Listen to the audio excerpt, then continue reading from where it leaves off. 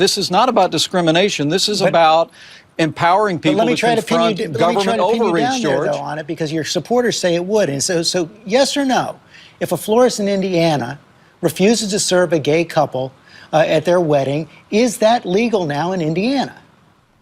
George, this is where this debate has gone with misinformation and frankly, it's just a question, sir. Yes or no? Well, there's been shameless rhetoric about my state and about this law and about its intention all over the internet. People are trying to make it about one particular issue, and now you're doing that as well.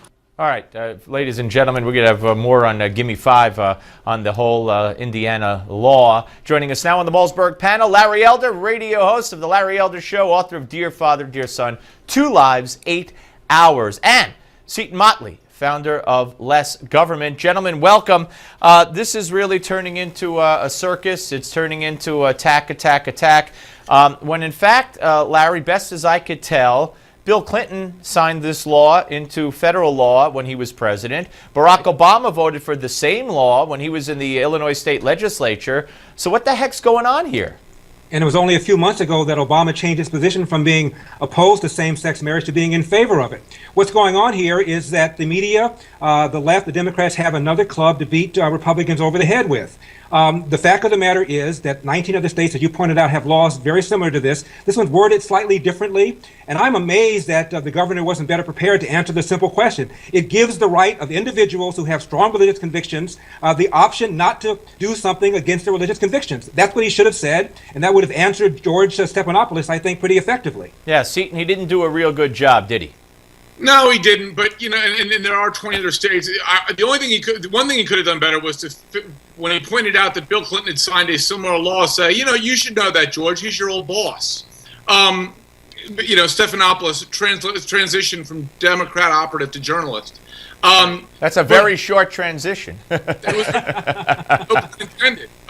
You know, I think half the cast of Under the Rainbow can post up George Stephanopoulos, but this assault on the freedom. I think the argument should be made not just the freedom of religion, but the freedom to assemble, which is also in the First Amendment. You can assemble any way you wish, except and until there's a compelling state interest that mandates that the government impose their will on the individual. And I cannot fathom any example that's been cited where there's a compelling government interest to insert themselves in a private versus private business transaction.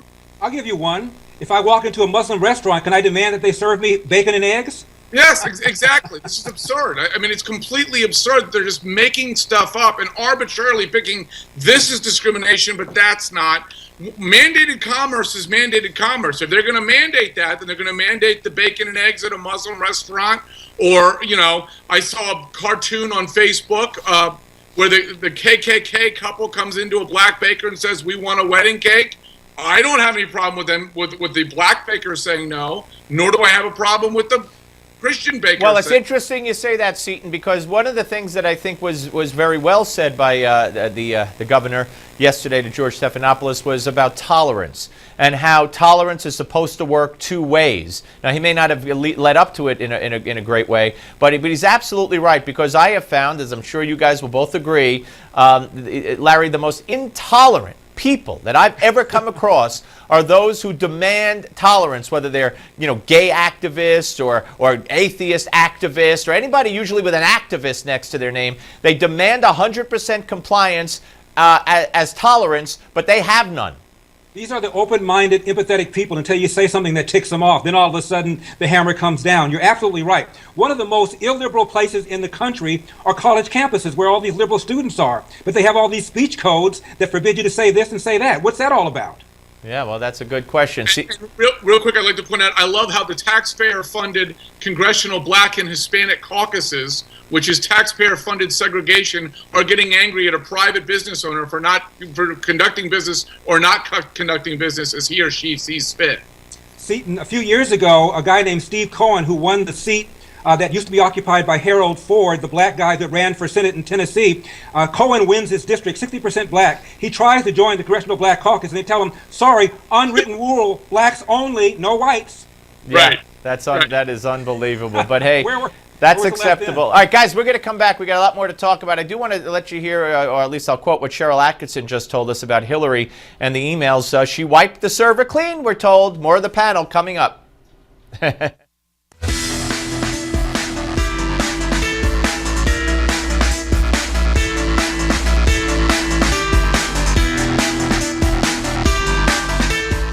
The server's been wiped clean. What does that mean? How could she do that? Well, I mean, common sense tells you that, at least it tells me in my experience, there must have been some very, very bad or embarrassing things on there, because it appears as if she'd rather take the heat for the action of erasing the server at a time when she knew it was being sought by Congress and under Freedom of Information requests and probably lawsuits. She'd rather take the heat for doing that than turn over what was really in there. I mean, that is incredible. And welcome back to the Malzberg panel. Larry Elder and Seton Motley rejoined us. That was Cheryl Atkinson just a little while ago on this show. And Seton, I don't know. I mean, am I wrong? Wouldn't anybody else be going to jail for that? If you're deleting an email server or whatever under subpoena, the legal term is called spoliation. I learned this today from a lawyer. I'm not a lawyer. I actually heard this from Congressman Blake Farenthold down in South Texas. It's called spoliation, and the prosecutor in a court case, i.e. Trey Gowdy in this instance, is free to assume the absolute worst of whatever was on that server under legal code because of her destruction of the evidence. He can ascribe anything he wants to that server, and the defense can't defend against it because the accused, the defendant, spoliated the evidence. That's interesting. I thought spoliation was when I had to throw out the milk. But Larry?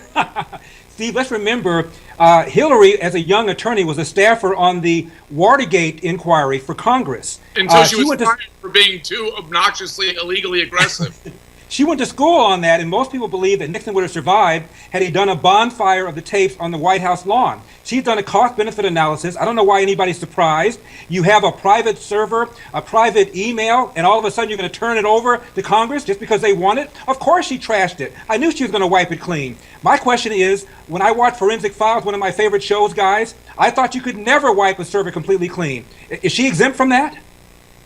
Well, that's a good question, and I've been told you can never wipe it completely clean. That's what I heard, yeah. And also, guys, somebody, she emailed, she told us, and Carly Fiorina, good for her, she said yesterday that Hillary's ignorance on technology is amazing. For instance, she said at the press conference that she had a Secret Service agent standing guard over the server 24/7, and Carly said nobody's going to come in and take the server. That's not the point, they right? hack the server. So how do we know? Doesn't this open her up to blackmail, either as a candidate and or as president, because someone could have hacked her private email? I think her Secret Service name was Luddite, but I'm not entirely sure. Her defense, that Secret Service defense was absurd. And we've had this before where a Clinton was subject to blackmail while in the Oval Office. Certainly, the parade of the cavalcade of women that Bill Clinton enjoyed during his tenure, subjected into blackmail, amongst other things. And yes, this is absolutely true. We know that Sidney Blumenthal, the Clintons' black bag man, his server was hacked, and some of those emails were released. If his could be hacked, hers could be hacked, Secret Service notwithstanding. So yes, the objective of protecting national secrets, blackmail, all of these things are open when we don't know what she's doing with her email account and it's not going through government channels. Larry, let me change and go. We got a minute left. Let me talk about this Iranian defector, and Newsmax.com has a great story on it. This Iranian defector says that the U.S. negotiating team is mainly there to speak on behalf of Iran. It's shocking. This is an Iranian defector, as you pointed out. He's a journalist. He said he can't do his job anymore because he's simply writing what the Ayatollah tells him to write. And he said that we, meaning the United States, is simply trying to get the other partners to go along with Iranians' demands, as opposed to making Iran march to our orders. What we're doing is having our partners march to Iran's orders, and they've already taken off a whole bunch of things off the table. This is a bad, bad, bad, bad deal. Right. You're a bad, bad, bad man, Jerry. Very, very bad. Remember? Yeah. Babu on Seinfeld. Hey, guys, great talking to you both. Seton Motley and Larry Elder. We'll speak to you soon. Thanks for being on the panel. Coming up next, it's Give Me Five. Don't go away.